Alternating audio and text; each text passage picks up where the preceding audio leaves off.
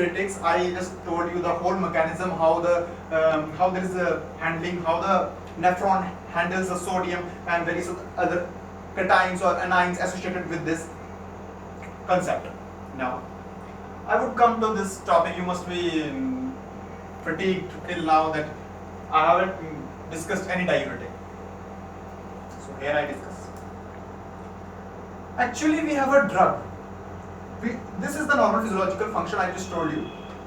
Actually, we have a drug that comes and binds with this.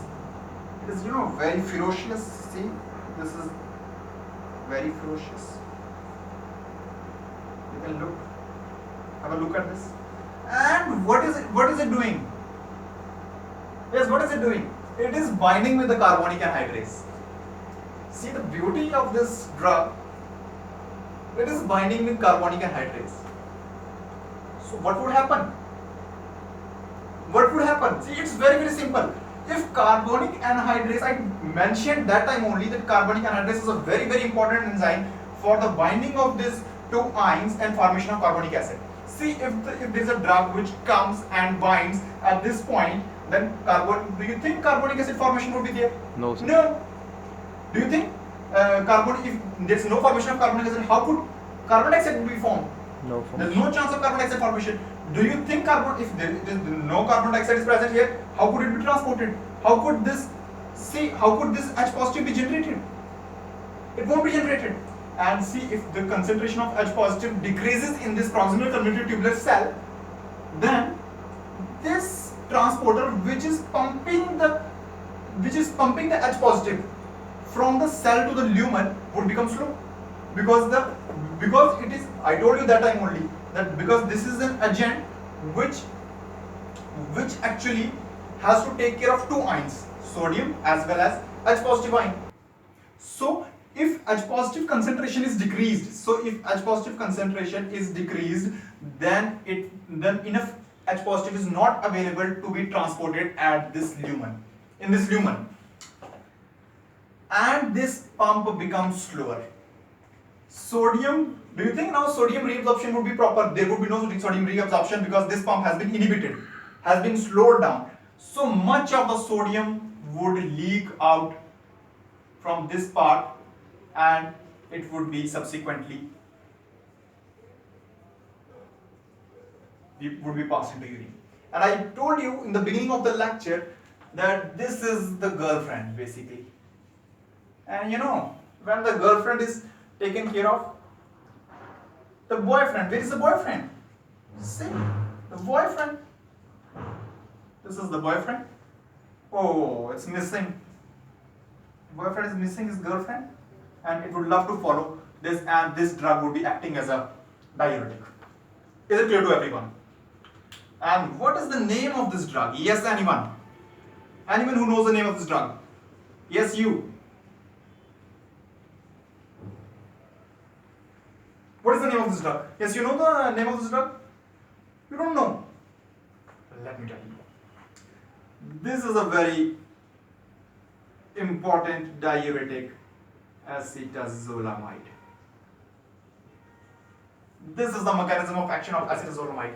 This is how acetazolamide takes care of the sodium by inhibiting the carbonic anhydrase. This point is worth mentioning here, that it inhibits the carbonic anhydrase, and this is how this whole cycle gets disrupted, and the sodium would be lost in the urine. Along with the sodium, water would love to follow along with the sodium, and water would be released, and this drug would be, of course, I told you natriuretic agents are diuretics as well.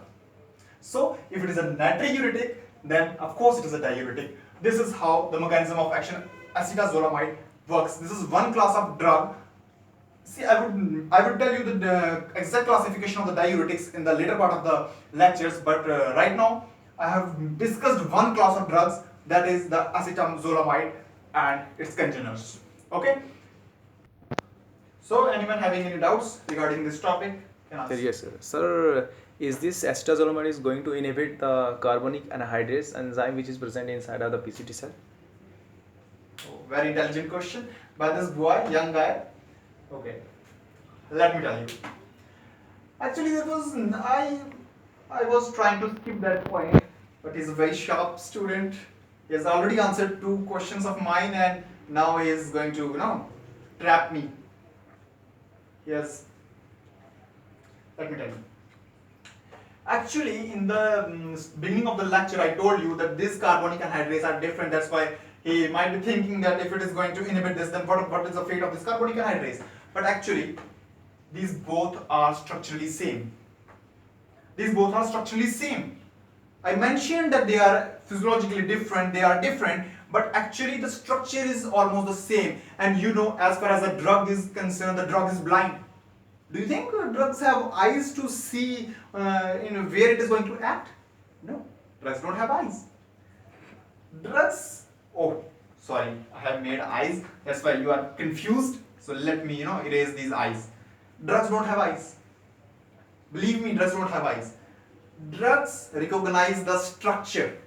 Drugs only have that specific kind of receptors that will recognize the structure of the carbonic anhydrase, and this drug would bind at this point and inhibit this. Of course, this acetazolamide is going to inhibit this as well. But I didn't, mention this because if this carbonic anhydrase is inhibited, it is understood that this cycle is interrupted. My main intention was to tell you that this cycle is interrupted. That's why I didn't mention that this carbonic anhydrase would be inhibited as well. So, but as this student has asked, so let me tell you that yes, of course, this drug can pass through the proximal convoluted tubular cell, and this would specifically bind at this point. And yes, both of these would be inhibited. Yes, any other question? Sir, one more question. Sir, Okay. how effective this acetazolamide as compared to other diuretics? Okay, again a very intelligent question. Okay, let me tell you. Actually, when I was talking about the sodium reabsorption at this point of the proximal convoluted tubule, I must tell you there are some other diuretics. So actually he knows something more. That's why he's very curious. So anyway, let's come back to the question. Actually, when sodium is being filtered at this point, at the proximal convoluted tubule, that is the initial part of the nephron, approximately 65 to 70% of the sodium is reabsorbed at this point. At this point, 65 to 70% of the sodium is reabsorbed. There are other parts of the nephron which also deal with the sodium. That thing I would be discussing in my later part of the lecture, in other lectures. But here I must tell you that this is the ascending loop of Henle, thick part of ascending loop of Henle. This also deals with sodium. Here 25% of the sodium is reabsorbed. Again, here also we have, okay, let me calculate, 65 and 90% is here, then 8 to 9% is reabsorbed here, and approximately here also we have 1 to 2% of sodium reabsorption. So if you look here, if you have a look, then just you can recall that this is 65 to 70% of the sodium is reabsorbed at this point of the proximal convoluted tubular cell.